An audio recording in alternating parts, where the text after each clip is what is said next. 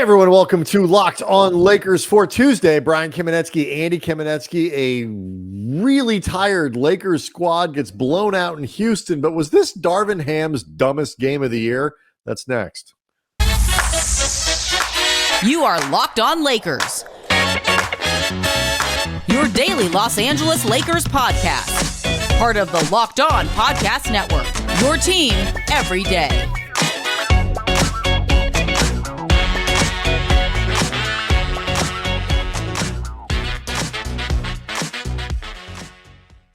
Thanks to everybody for making Locked On Lakers your first listen of every day, Monday through Friday, no matter how or where you get your podcasts. This one is always going to be free. It is never going to be behind a paywall, and Locked On Lakers on YouTube is where you can go hang out with over 22,000 subscribers who are wondering just what the heck LeBron James was doing playing in the fourth quarter of Monday's 135-119 loss to the Houston Rockets.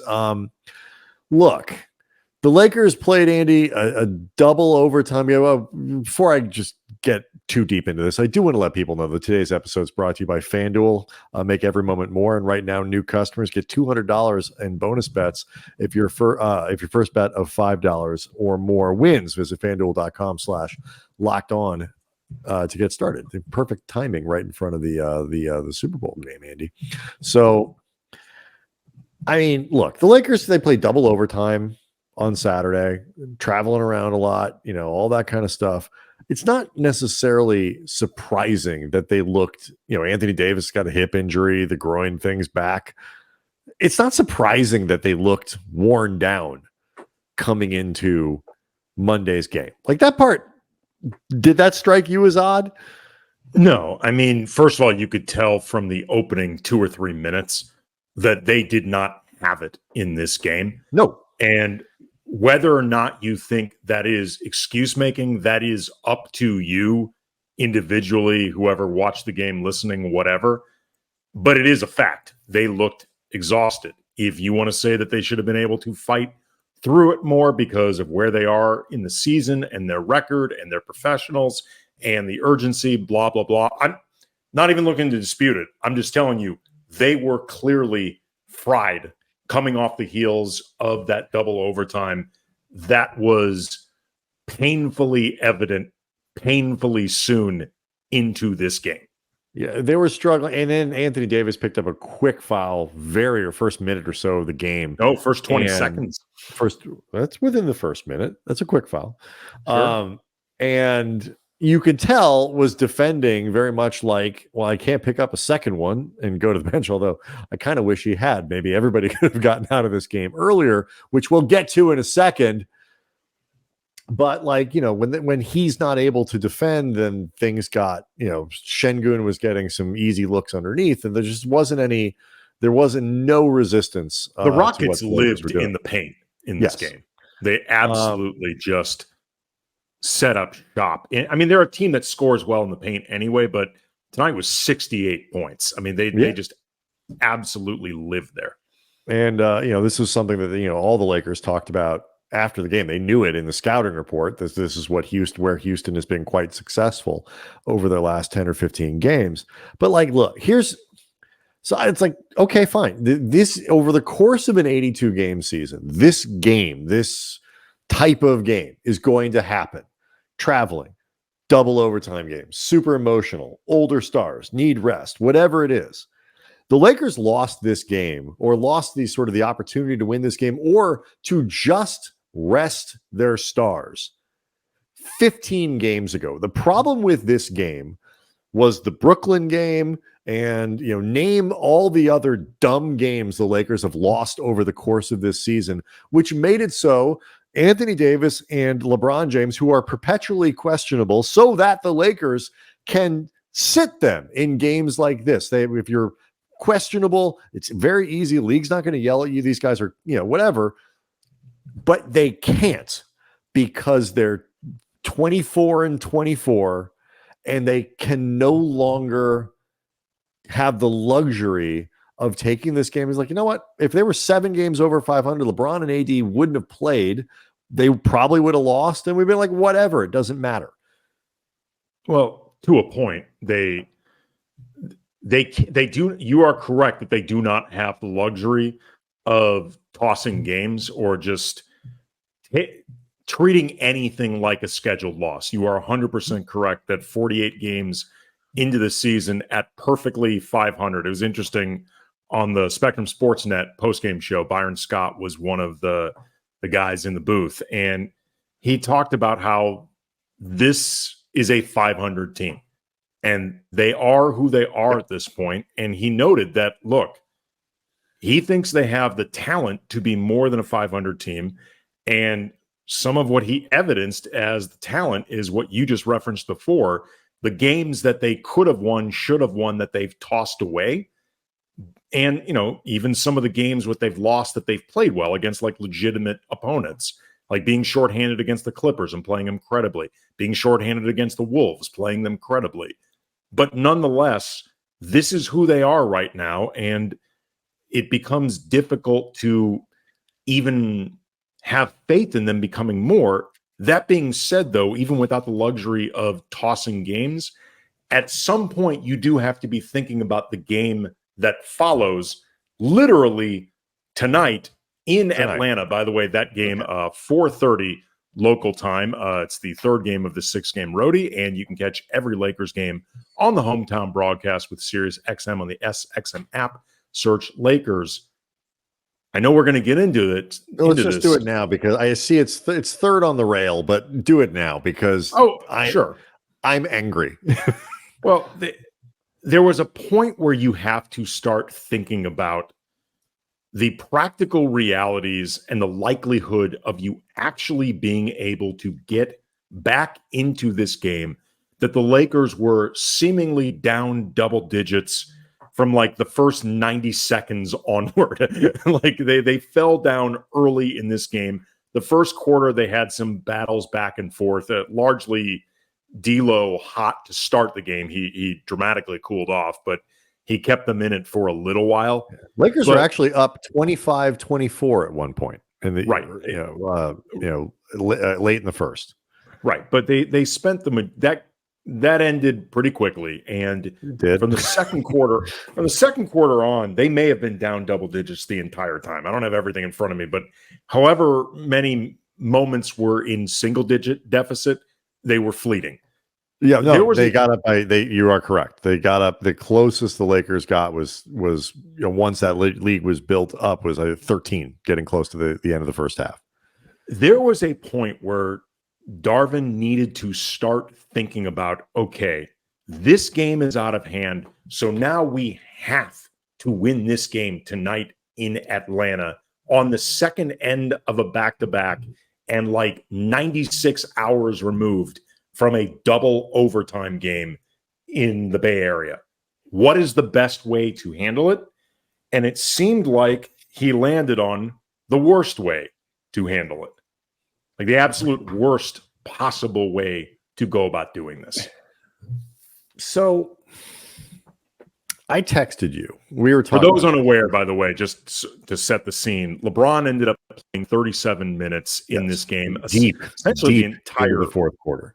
Right. He played about 10 minutes of the fourth quarter. Anthony Davis, by the way, who only ended up playing 29 games, he played almost the entire third quarter, despite them being down double digits and him clearly being hampered physically. Limited. Said he was right. He said after the game, he's not sure he can play tonight. Right. D'Lo played 41 minutes in this game. And we'll get into D'Lo, his thoughts afterwards about this strategy. I know Lakers fans are really unhappy with Darvin broadly. And I get the whole look. Jared Vanderbilt did not start in this game. He ended up getting thrown and baited into an ejection by Dylan Brooks.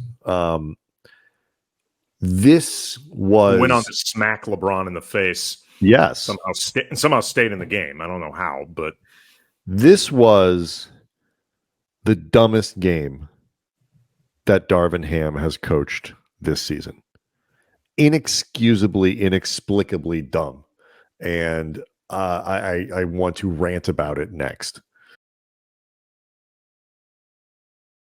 Locked On Lakers is brought to you by Quiz, and today we're going to have some fun. Test your Lakers knowledge. Which Laker won Finals MVP in 2020, the bubble championship? LeBron, AD, Dwight Howard, or Kyle Kuzma? While you think it over, maybe even just know off the top of your head, Quiz with 3 eyes is the next generation trivia experience. It's also the world's first platform where you can earn money playing knowledge games. And for Locked On Lakers fans, they've created an NBA quiz game where you can test your knowledge and win real cash. You play with friends or other fans and let your knowledge shine all the way to the bank, baby. And you can play without downloading anything. Just go to app.quiz.com. Start playing today. NBA Quiz is the ultimate knowledge challenge for fans that live and breathe basketball. And here's the answer. MVP of the 2020 finals. Who else? LeBron James, though interestingly, Dwight Howard, who is a member of that team, has been to 2 finals, one with the Lakers, one where he played against the Lakers, and Rajon Rondo, who was part of the 2020 title team, played in 2 finals against the Lakers, one with them. That in and of itself got me thinking all the stuff from Quiz. It gets your mind going, and I had fun playing it. You'll have fun playing it. So go to app.quiz.com to test your knowledge, win some cash today. That's Quiz with 3 eyes, just like a 3-pointer, and play now, showcase your skills, and take home cash prizes. App.quiz.com, where fans become champions. I get the frustration with the starting lineup. Why isn't Jared Vanderbilt starting with all these other things? And this is the best lineup the Lakers have. They should, whatever. I get it. And I mean, I have sort of given up on the idea that's going to happen. I'm paying much more attention to how much time he actually gives those lineups. You can at least there is a coherent basketball explanation, logic, reasoning behind Taurean Prince is my starting small forward. You don't have to agree with it. You don't have to think it's correct. You can think Darvin is stupid for it, but it exists. It is a really Robert Ory, who is not a dumb basketball guy, was noting that he believes that there's a lot of value in having Vanderbilt come off the bench. Smart people can have this debate. There is no basketball reason, basketball related logic to having 39-year-old LeBron James play nearly 40 minutes in this game and almost the entire fourth quarter, particularly if you have a game in 20 hours. I thought maybe the explanation could be that they had already determined that LeBron wasn't going to play on Tuesday. So if that's the case, he might as well play more on Monday because he's going to sit anyway. That is not the case. LeBron said after the game he's planning on playing tonight. Maybe it's because they lost. I don't know. But he's planning on playing. So throw that explanation out the window. That is malpractice. I mean, yes, the Lakers went on a run and I texted you. We were talking about it because your text to me was, I believe, what the bleep is Darvin doing? Sounds about right. To which I replied to you that it's going like this. I said, this annoys me more than the starting lineup. You can make a basketball argument. This you can't. I said, they're going to get it within 8 and then lose. I was off by 2. They got it to within 10. But do you want to guess what the probability, the ESPN, all the sites have like the win probability at flowing throughout the game? When the Lakers got it to within 10 at the 3:54 mark of the fourth quarter, do you know what Houston's win probability was at that point? 93%. Higher. 97%. 98%. The Lakers got it to within 10 with just under 4 minutes to go, and Houston still had a 98% chance of winning the game. I understand great comebacks happen all the time, but do you know what normally happens about 98, 99% of the time when you fall behind by 30 in the second half? You lose. Mm-hmm. And that's what happened tonight. This was basketball malpractice, and it was the dumbest game Darvin has coached all year. Yeah, I tweeted out during the game at Cam Brothers. Darvin is coaching tonight like a guy who monitors his mentions on Twitter with a burner phone and is determined to give middle fingers to every random egg yelling at him, because there were a lot of eggs and people who attach names to their avatars who were saying, what are we doing? Sit LeBron, sit AD, during the third quarter when he played like 10 minutes and could barely move. And I also tweeted out, like, look, if the Lakers somehow pull this out, I will be the first to publicly apologize to Darvin, and happily, because obviously I want the Lakers to win. Send all of my tweets to freezing cold takes. It's fine. I don't care. But given the context, everything we laid out, they have to win. Like, nothing else justifies the approach. Like, if they got it to a tie game and Houston ends up winning on a 55-foot buzzer-beating heave, not justified. You cannot justify what they were doing given the whole context unless you win. And given the odds that they would win and everything else that you have to monitor, like this game in Atlanta, which is now extremely important, and the fact that you had a point where LeBron, 3 quarters into this game, LeBron had played 27 minutes. You start bumping this thing up to 37. LeBron may end up playing tonight. He says that he's going to play tonight, but he's going to be feeling it more. Anthony Davis, you had the opportunity to just recognize he doesn't have it and let him sit the second half, or sit after 3 or 4 minutes of the second half, only clock about 20 minutes and get better. Like, this was just not thought out at all. Houston went up 30 in about 4.5 minutes into the third quarter. And look, again, this happens. You have days where you're tired, whatever, team doesn't have it, you're flat, whatever. The year the Sixers lost like however many games, so 70 games, so they set a record. They beat Cleveland on opening night or whatever it was. They beat the Cavs that year. Like, it happens. Fine. But and there are times when your team falls behind, you're like, you know what? This team's going on a heater, and we hang in this long enough, they will give this game back to us, because we're doing okay. We're just kind of getting an avalanche. This was not that.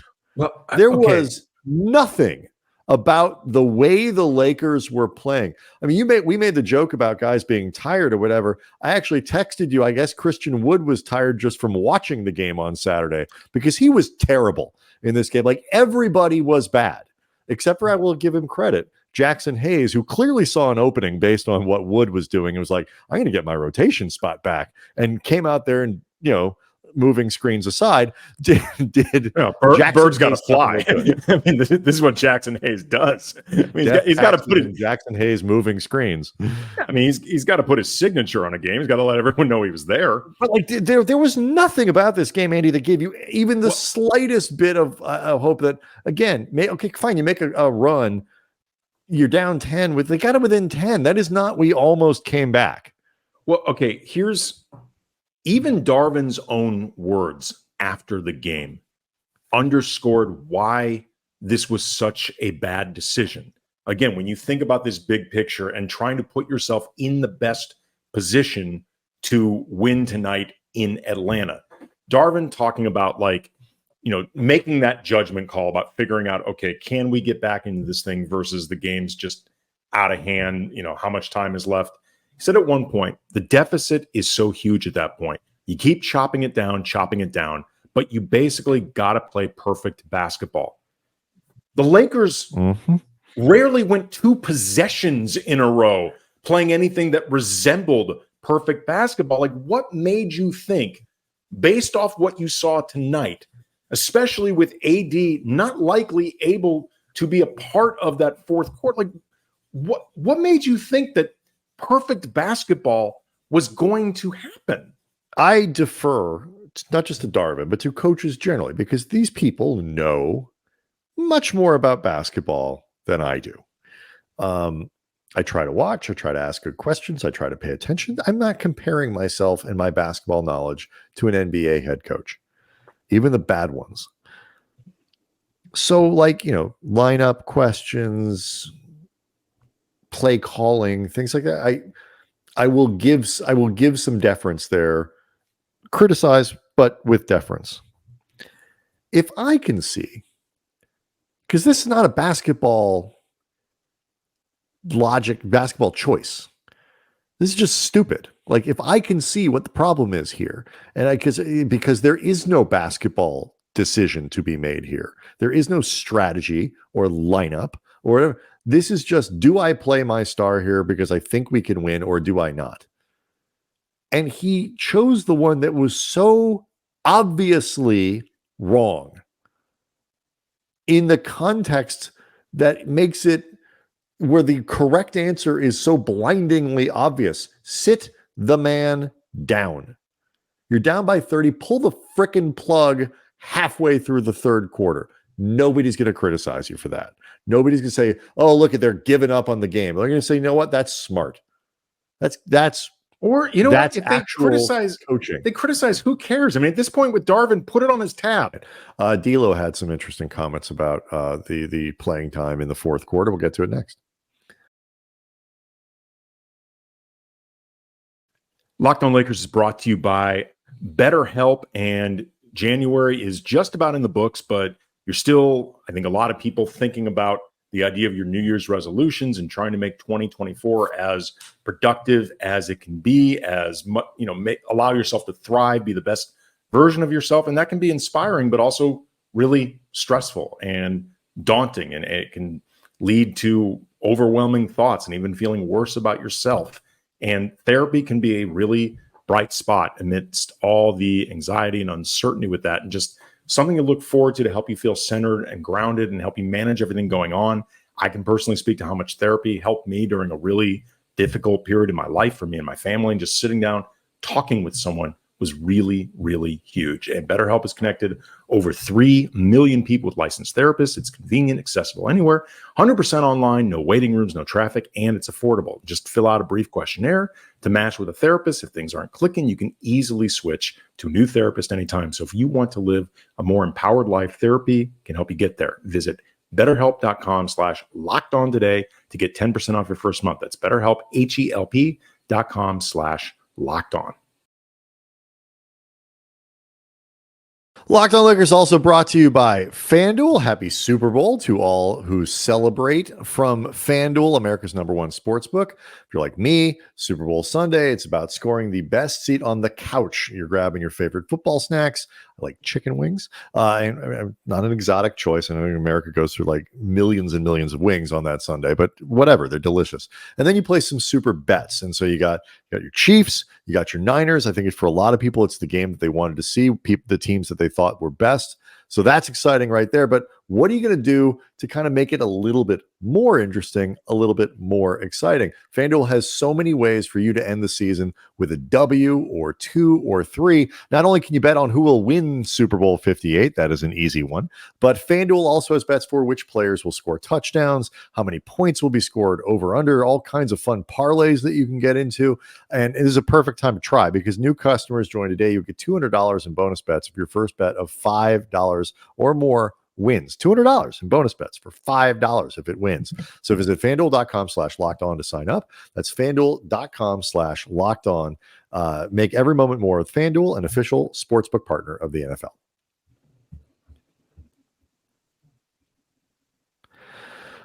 The other thing that Andy makes this sort of viscerally stupid is the idea that you think you're going to get enough stops for, I don't know, a quarter and a half without your best defender in the game. And, Jared Vanderbilt was wrong to be thrown out of this game. You can't get baited like that by Dylan Brooks. However, Brooks earned the anger from Vanderbilt, because that was one of the, Vanderbilt goes up in the first quarter for an uncontested dunk. There was no chance that anybody on Houston, Dylan Brooks included, was going to be able to defend that shot. Brooks put his hand in his side, and could have really hurt Vanderbilt. That was as dirty a play as you're going to find on a basketball court. Or just a random Monday for Dylan Brooks. That's true. He later whacked LeBron in the face as LeBron was heading towards the basket. It was a double move, as Darvin talked about it afterwards and noted maybe Dylan Brooks should not have been in this game. It was funny. Byron Scott afterwards said, like, look, I'll give Vando some veteran advice. If you're going to get ejected, get your money's worth. Mm-hmm. If you're going to shove Dylan Brooks twice, and he only shoved him once, really. For the one that got him out ejected from the game was like a poke in the head. Whatever. I mean, shove, poke, however you want to put it. If you're going to get ejected, make it worth your time. That second one was not worth his time, but it also too reminded me of the fatigue factor, because Vando played 40 something minutes, which I think he told Mike Trudell, he wasn't sure off the top of his head, but might be a career high for him. But close. the Lakers, we talked about, looked tired, and it reminded me in some ways of, anybody who's a parent will relate to this.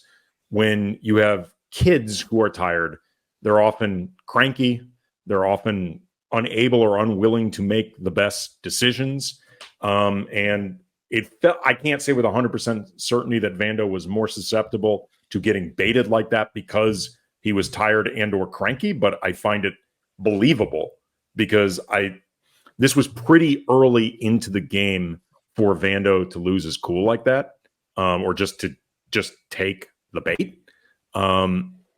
As for Brooks, the league, I don't want to go down a rabbit hole with Brooks, but the league needs to have a talking to with Dylan Brooks, because somebody's going to get hurt with the crap that he does. And at this point, dude, you've gotten paid. You don't need to keep doing this stuff to earn your rep or whatever. Like, stop doing it. Like, just stop. He's honestly a good enough player that he shouldn't have to do this stuff.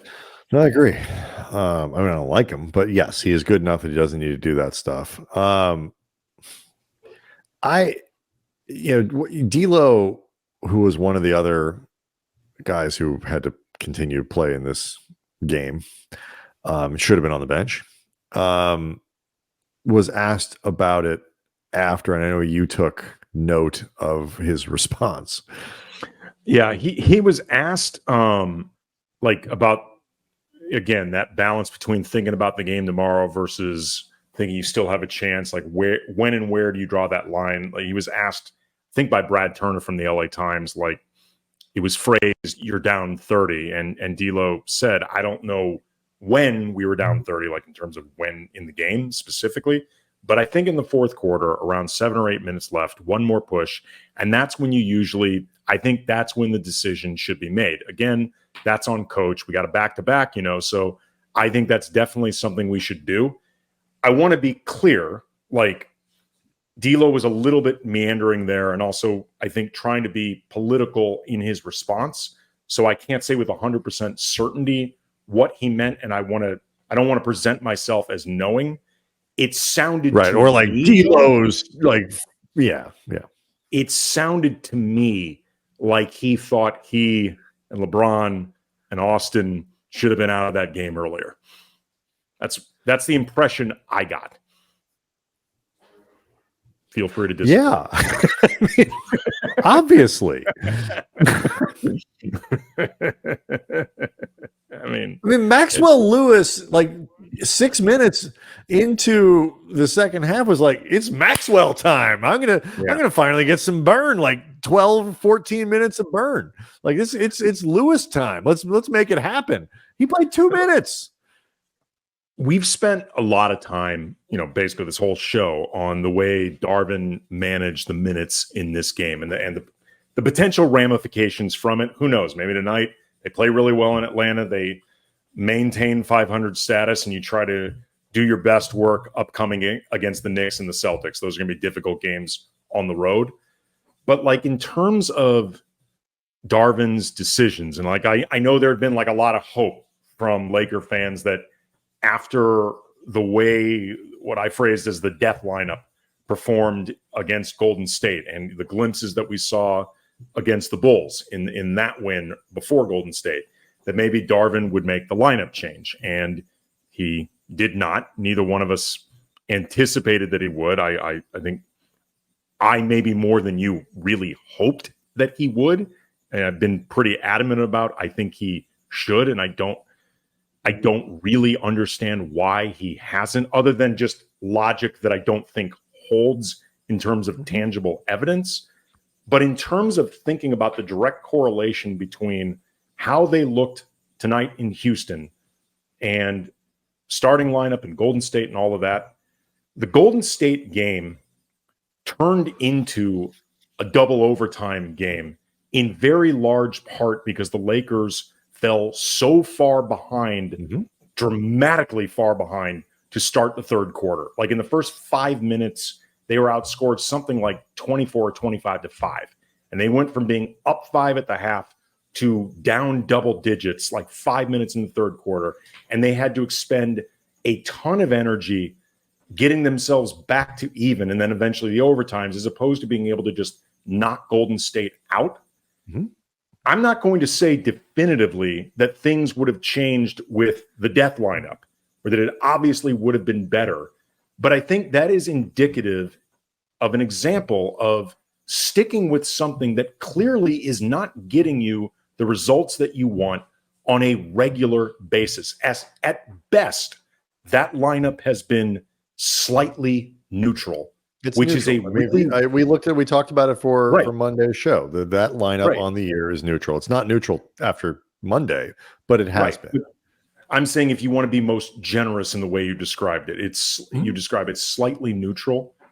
To cling to that as your starting lineup, like it's one thing if, say, you have a starting lineup that works fine, but you think like maybe something could be better, but at least the starting lineup is giving you something that is tangibly fine to good, if not great. Okay, I can get that. This lineup has not been giving them tangibly good results. And if you're not going to start the death lineup, okay, but it does seem weird to be clinging to this lineup with so much conviction. And again, I bring this up because that third quarter is directly related to how they looked in Houston. It's starting to become more and more difficult to justify this at all. It just is. I have given up. Start someone else, but I have given up. Well, I mean, start Vanderbilt, but I mean, because the Rui lineups haven't been particularly good either. They've been better than the I don't know. I have to check that 5-man lineup. But like, it's one of those deals where I've sort of given up on it, not because I think it's a good idea, but just because it's not going to happen. It just seems like he is not going to do it. And so I'm at the very least going to turn my attention to, well, how much are you going to play the lineup together? Sure. And he did go to it earlier on Monday than he had in other games. So there is that starting lineup. No, it's not. I'm looking at the wrong bit. I'll figure it out. It doesn't matter. It's a minus 3.6.